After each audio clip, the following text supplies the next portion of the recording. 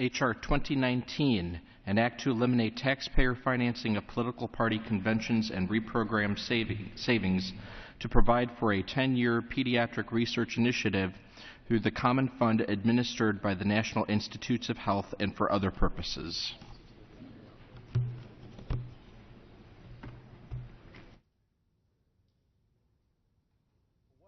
Does the gentleman from Illinois seek recognition? Mr. Speaker, I move to suspend the rules and pass the bill H.R. 1814. The clerk will report the title of the bill. H.R. 1814, a bill to amend Section 5000A of the Internal Revenue Code of 1986 to provide an additional religious exemption from the individual health coverage mandate. Pursuant to the rule, the gentleman from Illinois, Mr. Schock, and the gentleman from Michigan, Mr. Levin, each will control 20 minutes. The chair recognizes the gentleman from Illinois. Mr. Speaker, I ask unanimous consent that all members have 5 legislative days in which to revise and extend their remarks and to include extraneous material on the subject of the bill under consideration. So ordered. Speaker, I yield myself such time as I may consume. The gentleman has so. Just yesterday, here a Washington newspaper headline read, "Worst Congress Ever."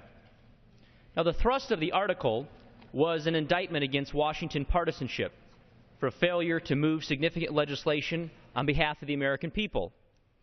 Now, to some degree, I suppose we have all felt at times that Congress just isn't making any laws. Of course, there are times, however, when Congress must make no law if we are to honor the oath we have sworn to support and defend the Constitution of the United States. Indeed, Congress shall make no law respecting the establishment of religion or prohibiting the free exercise thereof. Today we have the opportunity to work together across the aisle to reaffirm this founding principle of our democracy. Together, we will reinforce the constitutional protection for sincere believers of all faiths against unnecessary entanglement of government with their private religious expression. H.R. 1814 slightly expands the religious conscience exemption of the Affordable Care Act to include individuals with sincerely held religious beliefs among those eligible for an exemption from the individual mandate penalty. In order to qualify for the exemption under the EACH Act, an individual must affirm on an annual tax return that he or she cannot purchase coverage due to a sincerely held religious belief. This term, as defined by the U.S. Equal Employment Opportunity Commission and widely recognized by the courts, is designed to protect various types of religious believers, not just those who belong to a traditional organized religion. Today's bill must become law. Among the many problems with the Affordable Care Act, the current conscience exemption only protects religious exemptions of a few select faiths.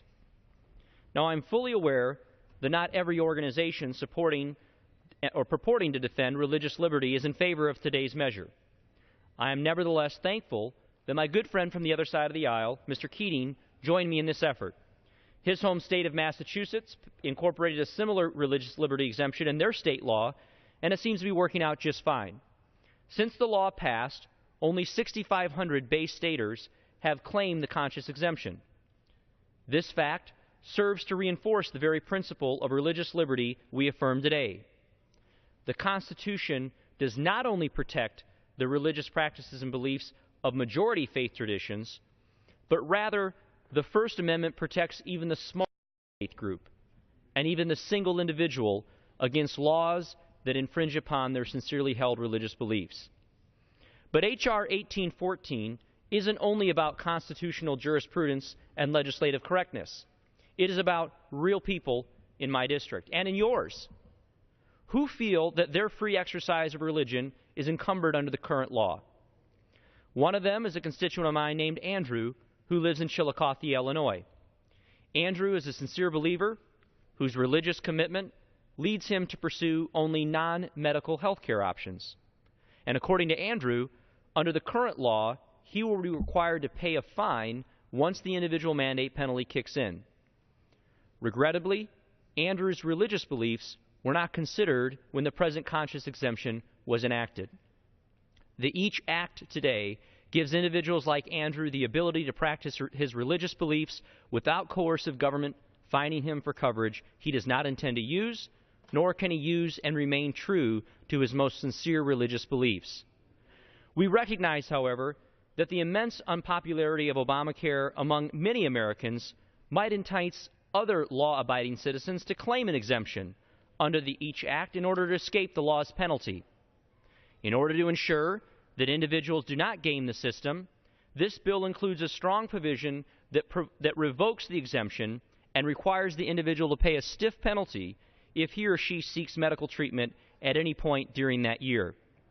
H.R. 1814 walks that fine line between protecting the First Amendment for every American and safeguarding taxpayers against potential fraud. Congress has long sought to uphold both these commitments, and today this bill affords us a bipartisan opportunity to do it once again. I urge my colleagues to support this important fix to the Affordable Care Act and H.R. 1814. With that, Mr. Speaker, I reserve the balance of my time.